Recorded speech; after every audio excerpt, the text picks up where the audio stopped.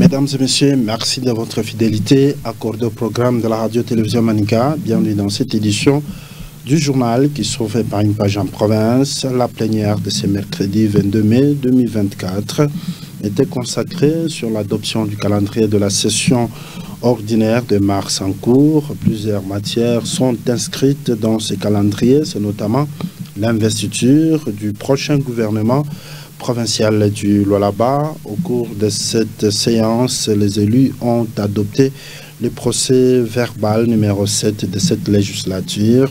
Les détails dans cet élément de reportage. 12 matières retenues à la session ordinaire de mars 2024 ont été dévoilées au cours de la séance plénière de ce mercredi 22 mai 2024. La création d'une commission chargée d'identifier les ETD figure parmi les points inscrits dans ces calendriers. C'est l'honorable rapporteur Weber Mouchaïla qui a procédé à la lecture intégrale du dit calendrier avant son adoption en plénière, moyennant quelques amendements. L'exercice des moyens d'information et des contrôles parlementaires confère l'article 158 du règlement intérieur. 2. Création d'une commission spéciale chargée d'élaborer le règlement intérieur de la sécurité sociale des députés provinciaux du Lualaba. C'est SODEP en sigle conformément à l'article 100 du règlement intérieur. 3. Création d'une commission spéciale mixte chargée d'identifier les EA. 4.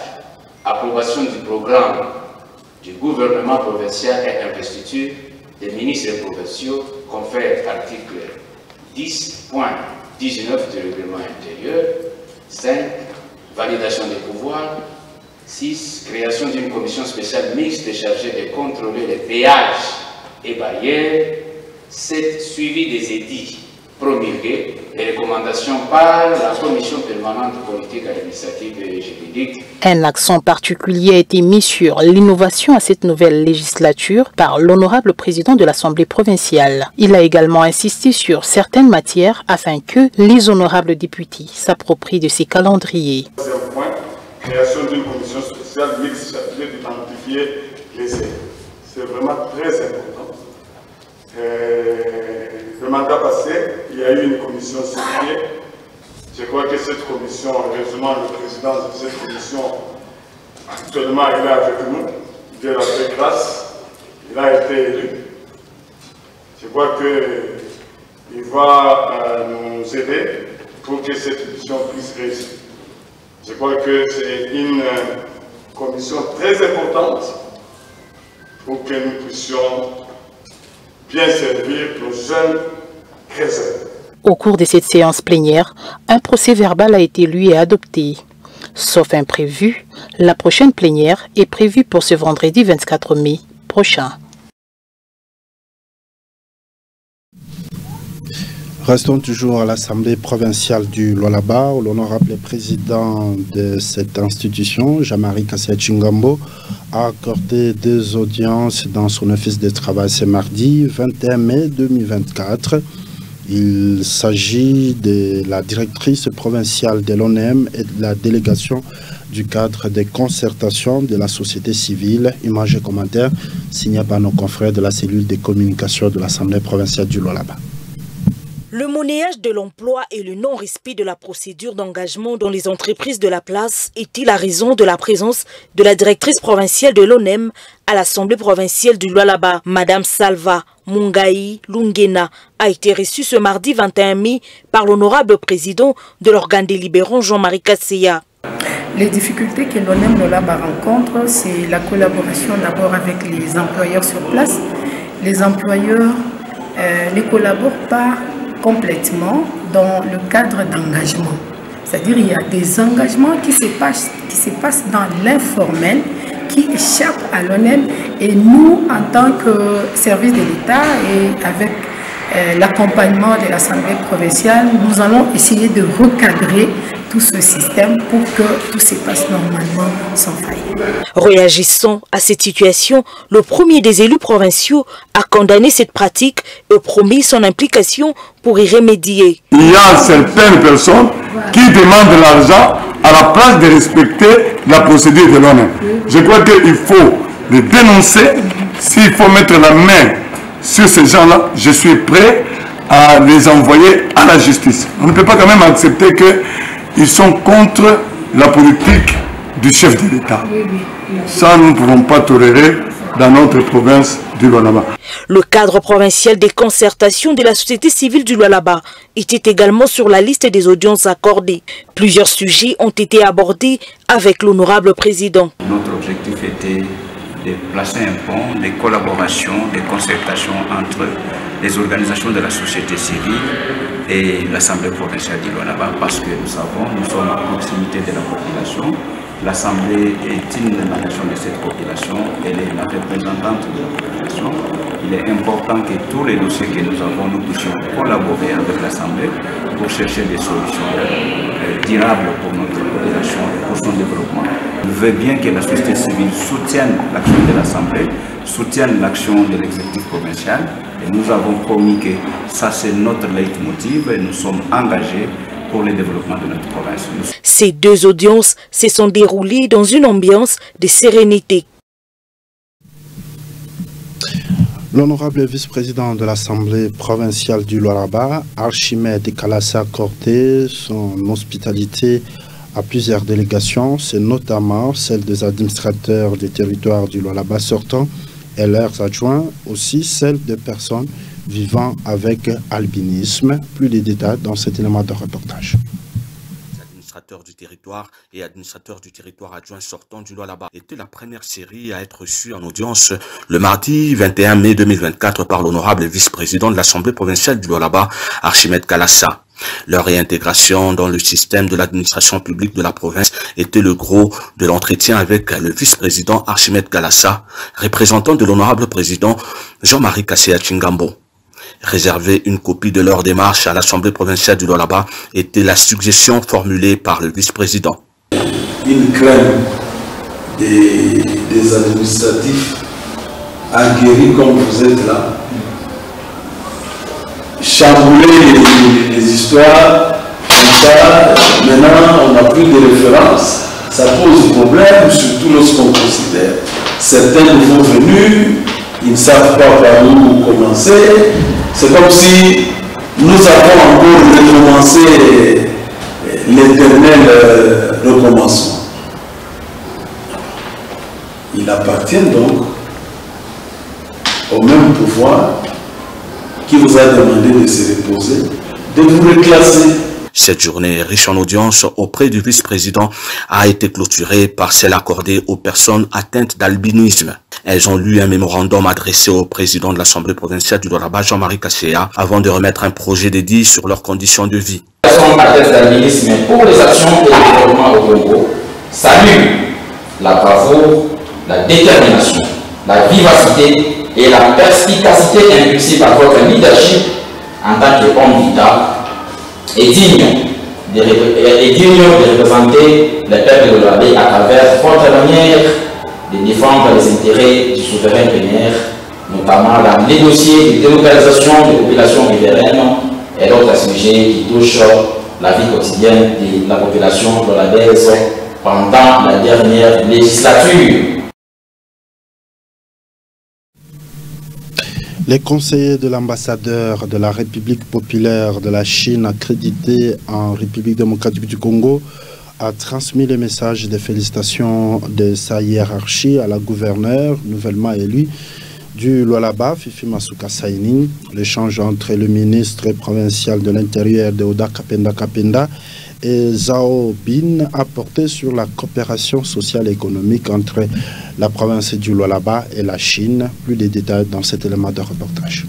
En visite de travail dans la province du Lualaba, les conseillers de l'ambassadeur de la République populaire de Chine en RDC a été reçu en audience par le ministre provincial de l'Intérieur et Sécurité. Au nom de l'ambassadeur Zhao Bin, l'hôte de Oda Kapenda Kapenda a présenté les félicitations de la Chine à Fifi Masuka Saini pour son élection à la tête de l'exécutif provincial. Et avant de venir ici, j'ai contacté Madame la gouverneure pour l'informer sur cette visite et aussi transmettre nos félicitations à leur succès. Et on souhaite dans le futur travailler toujours avec le gouvernorat de la Lualaba. Oui. Deoda Kapenda et Wang ont également échangé sur les renforcements de la coopération bilatérale entre les Lualaba et la Chine, les perspectives de collaboration dans la mise en œuvre des projets socio-économiques ainsi que les renforcements de la sécurité de la communauté chinoise vivant au Lualaba. Je fais cette visite pour renforcer les contacts et les échanges avec le gouvernorat de la province du Lualaba et discuter avec nos amis congolais sur les projets de coopération gagnant-gagnante qui peuvent se réaliser dans le futur. Et je viens aussi solliciter plus de soutien en termes de sécurité et d'accompagnement à la communauté chinoise installée ici. Les Chinois aujourd'hui viennent nombreux pour s'investir, pour contribuer au développement économique et social de la province du Lualaba. Et Monsieur le ministre m'a promis, avec sa gentillesse, m'a promis d'apporter plus d'appui et de soutien et assurer leur sécurité pour qu'ils vivent bien ici, travaillent bien ici. Et au nom de l'ambassade, je lui ai remercié. Et je suis convaincu que la Chine et la RDC, surtout la province de Lualaba, pourra avancer encore davantage sur la voie d'amitié et de coopération cette année. Le ministre Deoda Kapenda a rassuré l'envoyé spécial de l'ambassadeur chinois en RDC les soutiens et l'accompagnement du gouvernement provincial aux activités chinoises, surtout dans le cadre du partenariat gagnant-gagnant prôné par le président Tshisekedi. Une équipe de l'Agence nationale de l'aménagement du territoire conduite par son directeur régional a été reçue par l'autorité urbaine, Maître Jacques Massengo Kindele. L'échange a tourné autour de la production d'un plan d'aménagement de la ville de Kolwezi et sa visibilité. Plus de détails dans cet élément de reportage. Le maire de Kolwezi, Maître Jacques Massengo Kindele, a reçu en audience une équipe de l'Agence nationale d'aménagement du territoire conduite par son directeur régional du Grand Katanga. G.C. Alberto Bagila et sa suite étaient venus présenter les civilités aux premiers citoyens de la ville, Maître Jacques Massengo Kindele, et lui soumettre l'objet de sa mission à Kolwezi qui repose sur la planification, la conception, la rénovation, l'aménagement et le développement du territoire. Au cours de leurs échanges avec l'autorité numéro 1 de la ville, plusieurs points ont été ciblés dans la production d'un plan d'aménagement pour l'amélioration de la ville de Kolwezi. G.C. Alberto Bagila souligne l'accompagnement de son service aux actions posées par la mairie pour viabiliser la ville. Monsieur le maire a été ravi de nous recevoir parce que déjà il a soulevé quelques points sur lesquels la NAT devra travailler, entre autres la délocalisation. On doit mettre à leur disposition les plans de délocalisation et les plans de relocalisation. On délocalise des gens sans savoir où les mettre. Pourtant, il y a une procédure à respecter que nous allons mettre sur pied, sur ça. Il y a aussi les érosions qui dérangent la ville de Kolwezi, sur lesquelles l'ANA doit intervenir avec les études. Et aussi produire des plans locaux d'aménagement qui existent pour voir comment M. le maire pourra améliorer sa ville afin de lui donner tout ce qu'il y a comme basique en infrastructure. Deuxième délégation à être reçue ce même jour pleinement chargée pour le patron de la ville, le comité du développement local de Biachara venu confirmer la modernisation de la grande place de la Poste telle qu'exigée par le maire de la ville, lui qui ne jure que par doter la jeunesse de la juridiction des infrastructures sportives modernes pour son bon encadrement, se référant aux orientations du gendarme de la ville, Maître Jacques Massengo Kindele, l'entreprise Comus se jette à l'eau conformément à ses responsabilités sociétales. Dans le cahier des charges que nous avions signé avec l'entreprise Comus, on avait ciblé la place de la Poste pour qu'on puisse construire un terrain de basketball. Alors, nous avions épousé le vœu de l'autorité. Lui n'a pas voulu qu'on arrange seulement le stade de basketball, il fallait arranger le tout. Nous sommes allés voir l'entreprise, nous avons dit non, comme c'est un endroit public, là où les jeunes passent leur temps pendant les périodes de vacances, il fallait arranger aussi les stades de foot. C'est pour cela que nous sommes allés voir l'entreprise. L'entreprise a été d'accord. Avant de commencer les travaux au niveau de la poste, il fallait son approbation. C'est pour cela que nous sommes là. Poursuivons cette édition du journal. Après l'état civil, Chris Mulunga, journaliste et reporter à la radio-télévision Manica, et Élisée Cage se sont dit oui devant Dieu et l'Église ce dimanche 19 mai 2024. L'Église Foi en Action, située dans le quartier d'Ilungu. Voici où le retour sur cet événement dans cet élément de reportage signé par Pascal Bailon. Le mariage religieux est un sacrement. S'unir devant Dieu, c'est lui demander sa bénédiction et sa protection, mais aussi à s'engager à vivre sa vie de couple selon les valeurs chrétiennes. Il s'agit d'une démarche spirituelle effectuée ce dimanche 19 mai 2024 par Chris Mulunga et Élisée Cage. Ce jeune couple était promptement accueilli à l'église Foi en Action à Dilungu. Dimanche pas comme les autres, un jour si spécial pour ce couple. L'église a vibré au son des chants de joie et rebondissements bien rythmés. C'est ici à l'église, devant Dieu, fidèle, membre des deux familles, que le mari est obligé de déclarer aimer sa femme comme Christ a aimé l'église, et à la femme de respecter et de se soumettre à son mari comme l'église se soumet à l'autorité du Christ. Et oui, Chris Mulunga et Élisée Cage l'ont fait avant de recevoir la bénédiction par le pasteur Jean-Claude Kaumba. À partir de ces jours, pour le dire, dans la joie, de partager avec toi le moment de tristesse, pour grandir avec toi dans le monde, pour être fidèle tous les jours de la vie, jusqu'à ce que le monde soit. Je te prends toi, Christ, pour époux, à partir de ce jour, pour le bien et dans la joie, pour partager avec toi le moment de tristesse, pour grandir avec toi dans l'amour et pour être fidèle tous les jours de notre vie, jusqu'à ce que la mort nous sépare.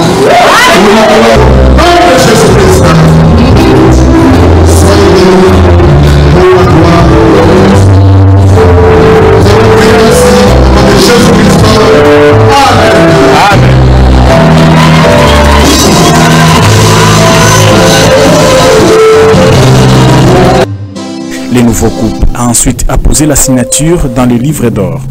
Et pour immortaliser la cérémonie, un certificat de mariage leur a été remis.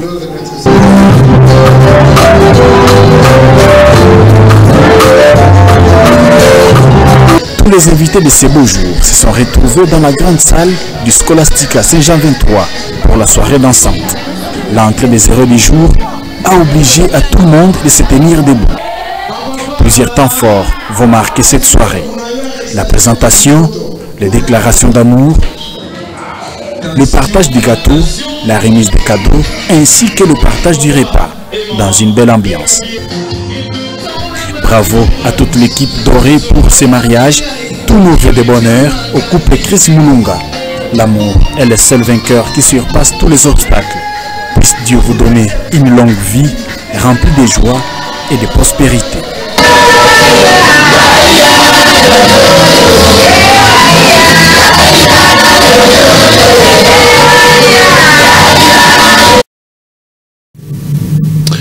Et dans le domaine économique, la brigade d'hygiène de la mairie de Kolwezi a procédé à l'opération de la lutte contre les marchés pirates. L'avenue Ngungando était la cible de cette opération. Les détails dans cet élément de reportage.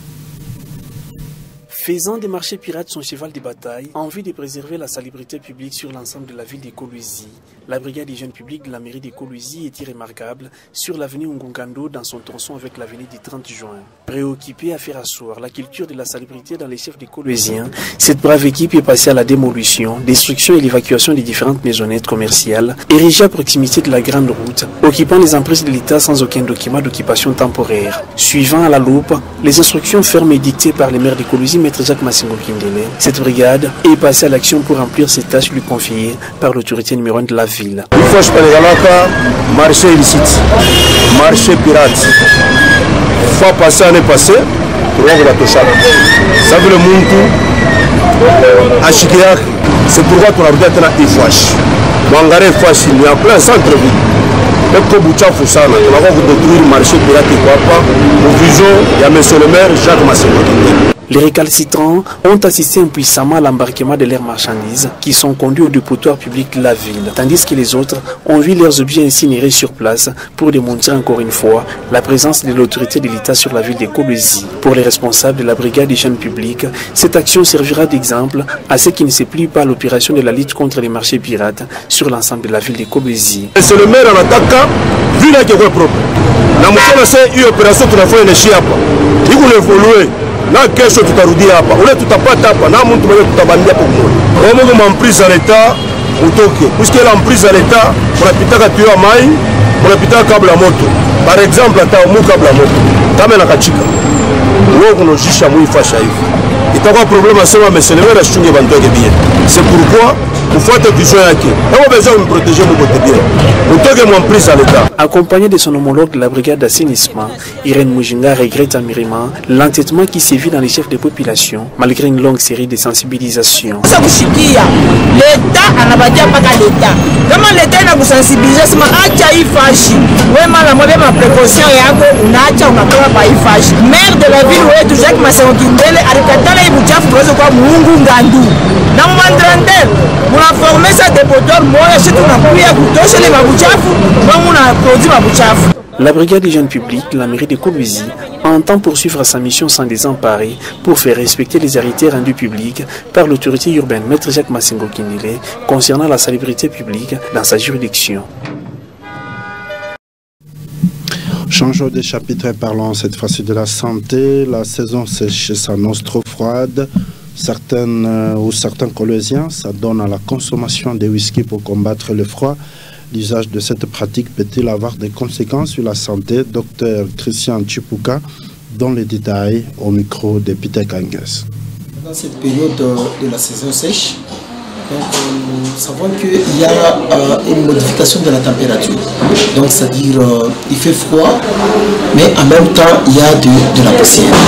Maintenant, pendant cette période, ce qui est beaucoup plus recommandé, c'est conserver la chaleur de l'organisme. Parce que nous éliminons la chaleur de plusieurs façons, donc par respiration, donc c'est-à-dire par respiration, ou soit par transpiration au niveau de la peau. Alors, pour conserver cette température-là corporelle, on doit commencer à porter des habits chauds.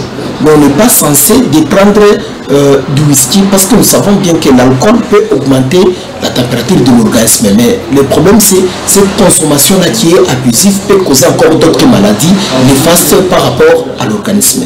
C'est pourquoi ce qui est recommandé, vous pouvez prendre à une quantité recommandée par l'OMS, soit demi-verre de vin rouge avec alcool par jour. Mais ce qui est nécessaire beaucoup plus, c'est de conserver la chaleur de l'organisme par usage des habits chauds à longue manche, afin d'éviter cette perte de la chaleur. Et puis pour ceux qui ont l'habitude de prendre du bain froid, comme ça se dit souvent, il faut combattre le froid par le froid. Mais ce que nous pouvons recommander, bien sûr, vous pouvez prendre du bain froid parce que ce qui est beaucoup plus demandé, c'est de prendre du bain à une température, donc de l'eau qui est à une température normale, afin de conserver cette température de l'organisme. Mais si vous prenez du bain froid, automatiquement, il faut conserver maintenant la chaleur de l'organisme par le port des habits qui pèsent pour conserver cette température-là de l'organisme, de peur que vous ne puissiez pas encore développer plusieurs maladies. Parce que nous savons qu'avec le froid, les cellules immunitaires ne réagissent plus comme avant par rapport à par rapport à la température qui est normale. Mais ça diminue, alors le risque de contracter plusieurs maladies par rapport à la diminution de la température reste majeur. C'est pourquoi nous devons aider nos cellules immunitaires, soit l'organisme, à conserver cette température de telle façon qu'on ne soit pas exposé à développer plusieurs maladies qui sont dues simplement au froid. L'actualité en dehors de nos frontières, au moins 40 morts dans une attaque dans le nord du Nigeria. Selon la police, les criminels fuyaient une opération lancée par les forces de sécurité dans la forêt Alors, la police dit avoir neutralisé 7 bandits. Plus de détails dans cet élément de reportage signé par nos confrères des Africa News. Des hommes armés à moto ont attaqué lundi soir 2 villages isolés dans le centre-nord du Nigeria et tué une quarantaine de personnes selon des habitants. Les autorités locales n'ont confirmé de leur côté que la mort d'une douzaine de personnes. Selon la police de l'État du Plateau, les criminels qui ont attaqué les villages de Zourak et d'Akay fuyaient une opération lancée par des forces de sécurité dans la forêt de Bangalala où la police dit avoir neutralisé 7 bandits. Aucun groupe n'a revendiqué la responsabilité de cette attaque dans cette région du Nigeria régulièrement marquée par des conflits fonciers, miniers et intercommunautaires. Ces violences qui secouent la région depuis des années sont souvent liées à la lutte pour le contrôle de l'eau et les terres entre les éleveurs nomades et les agriculteurs ruraux. Cette région du Nigeria est aussi connue pour ses importantes réserves d'étain, de zinc et de plomb. Les arrestations à la suite de telles attaques sont rares. En décembre, des assaillants ont tué au moins 140 habitants au cours d'une attaque qui a visé plus d'une douzaine de communautés. Décédés dans un crash d'un hélicoptère, des milliers d'Iraniens ont rendu les derniers hommages à leur président Ebrahim Raïssi. C'est mercredi, c'était au site de l'université du pays. Plus de détails dans cet élément de reportage. L'appareil politique et sécuritaire iranien rassemblé devant la dépouille d'Ibrahim Raïssi. Le régime islamique pleure l'un des siens. Le président élu en 2021, tué dimanche dans le crash de son hélicoptère avec son ministre des Affaires étrangères et 6 autres personnes. La cérémonie funéraire est menée par le guide suprême, l'ayatollah Khamenei, dont Raïssi était pressenti pour prendre la succession. Dans l'Assemblée, le gratin de l'axe de la résistance, Ismaël Haniyeh, le chef du Hamas, visé il y a 3 jours par un mandat de la CPI pour crimes de guerre et contre l'humanité, et le numéro 2 de la puissante milice du Hezbollah, Naïm Qassem. Des dizaines de milliers de personnes, peut-être des centaines, ont afflué à Téhéran, où les Iraniens ont été incités par SMS notamment à participer aux hommages organisés. C'est un incident tragique pour tout le monde, car M. Raïssi était le symbole du service et du dévouement du peuple. Nous avions l'impression d'avoir un président qui avait de l'influence, qui était efficace et travailleur. Je suis très triste, je n'arrive pas à y croire. Un engagement sans faille à un principe, celui d'une répression implacable contre toute voix dissidente en Iran. Ancien juge religieux à la fin des années 80, Ebrahim Raïssi supervise alors la pendaison d'opposants politiques. Puis, plus de 30 ans plus tard, à l'automne 2022, la répression sanglante des manifestations contre le pouvoir. Les autorités ont décrété un deuil de 5 jours dans tout le pays. Le président iranien doit être enterré jeudi à Mashhad, sa ville natale, dans le nord-est du pays. Voilà, c'est par cette note internationale que nous mettons fin à cette édition du journal. Au nom de l'équipe rédactionnelle, nous vous disons merci à toutes et à tous de l'avoir suivi. Restez branchés au programme de la radio-télévision Manica.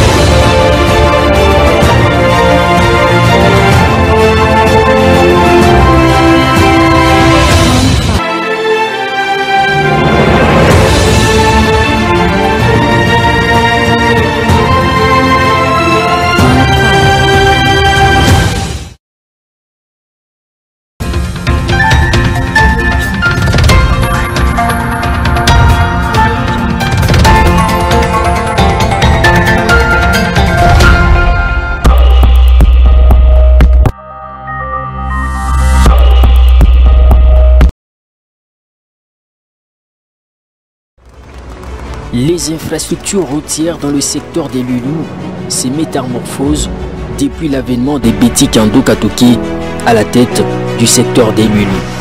Des kilomètres des routes connaissent des travaux de construction et d'asphalte. À Lualaba Mopondja, la route Mumbi, couvrant un circulaire total de 3950 mètres, allant de la route Katebi jusqu'à la route nationale numéro 39, est en pleine modernisation. L'entreprise Malta Forest est à l'œuvre.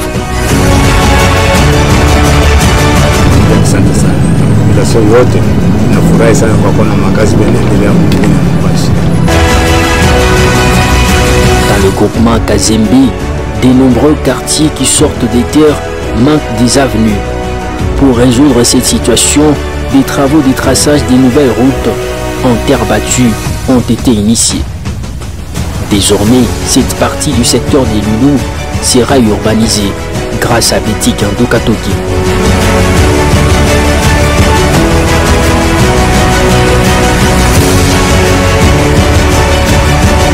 Sachant que maman et beke rona ke inapasha mgini kama mnakuwa mavini italeta furaha kwa mtu wote. Nous disons sincèrement merci à Betty Kando Katoke, notre chef, pour ce projet qui vient d'être lancé dans ce groupement Kazembe. Qu'elle puisse continuer sur cette même lancée afin d'apporter un développement dans notre entité.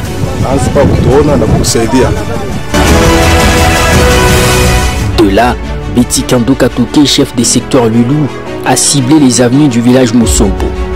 Ici, plus de 20 km de routes seront construits, souffrant propre du secteur des Loulous. La population vécue pendant longtemps sans route praticable a salué ce projet qui contribue au développement de ce village.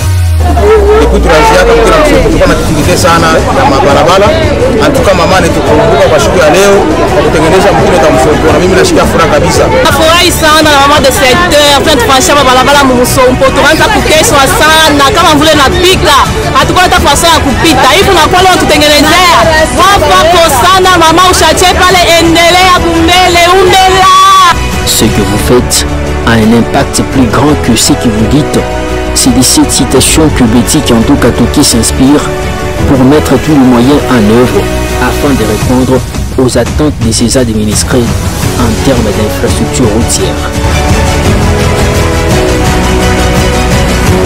À Jolicite, plusieurs avenues revêtent de leurs plus belles robes. Le quartier se transforme à chaque jour qui passe. Les avenues Chansa, Colonel Gervais ainsi que Mongadito deviennent carrossables dans peu de temps. La population bénéficiaire de ces ouvrages n'a pas tari d'éloges à l'endroit de Betty Kando Katoke.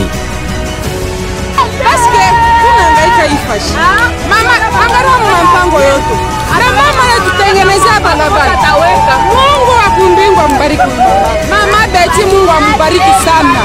Abakie. Tunasema shikata. Abakie huyu mama ni mama wa roho. Tunampenda sana. Mama, Mungu amchunge, amuongezeke na miaka. Endeleshe na kupita hapa kizuri, tende neema ile kona tena. Hatukuwazia kwa hii barabara sasa itakuya, sasa leo hivi itakuya. Tunamshukuru Mungu sana. Mungu amuongezeke miaka. Remercier sana, tunaremercier, tunakomprendre seriosité ya kaji unatumika secteur ya Lulu par rapport ya entité yetu. Hii barabara tu onaka sema shaka kiraka paka vile. Tunaona tu manger na shuka pup kaji naanza kufanshika gara qualité ya goudron, épaisseur ya goudron tunaapprécier mbele. Hii ni kaji kuisha, ça veut dire que ni miaka na miaka hii barabara panafanya hapo. Nous sommes vraiment fiers de maman Betty par rapport à secteur Lulu vile unatumika secteur Lulu Likolo. Ça veut dire que Mukengere joli site, il est là où il transformer. Tu vas comprendre que tout mon territoire est Muchacha, il est dans la kupanda. Félicitations sana. Tu vas remercier à part maman Betty, on a remercié la maman Fifina parce que maman dame de faire comme la Tumika ou là-bas, on va féliciter sana. Quand on a eu volontaire pour changer une maintenant que bâton magique. La chef des secteurs de Loulou initie tout ce projet pour apporter en plus à la politique imprimée par l'exécutif provincial Fifi Masuka Saini dans la province du Lualaba. Une politique qui apporte du changement positif dans chaque secteur d'activité au Lualaba. Et le chef de l'État Félix Tshisekedi, champion de la masculinité positive, en est fier. Ces travaux de construction de routes dans le secteur de Lulu visent non seulement à améliorer l'accessibilité et la fluidité du trafic, mais aussi à créer un meilleur environnement urbain dans cette entité territoriale décentralisée qui connaît un développement dans chaque secteur d'activité.